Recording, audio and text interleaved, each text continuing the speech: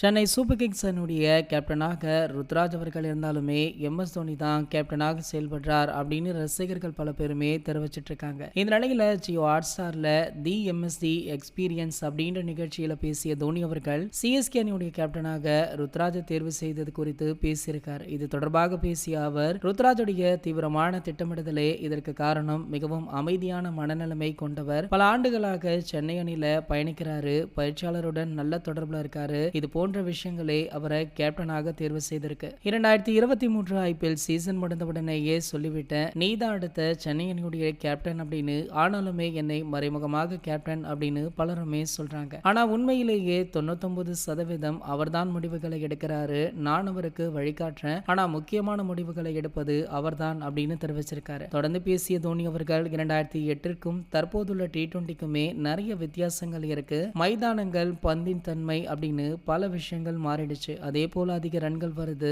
பேட்டர்கள் புதிய ஷாட்களுக்கு முயற்சி பண்றாங்க. ஆகையால அடுத்தடுத்த ஐபிஎல்களுமே அதிக ஸ்கோர்களை அசால்ட்டாக பல அணிகள் பீட் பண்றாங்க. தற்போதுள்ள மாடர்ன் கல்ச்சர்ல கிரிக்கெட் நன்றாகவே வளர்ந்திருக்கு அப்படின்னு பேசியிருக்காரு. இது போன்ற கிரிக்கெட் செய்திகளை பத்தி நீங்க உடனே தெரிஞ்சுக்க நம்மளுடைய தமிழ் நியூஸ் எக்ஸ்பிரஸ் சேனலை மறக்காம சப்ஸ்கிரைப் பண்ணிக்கோங்க.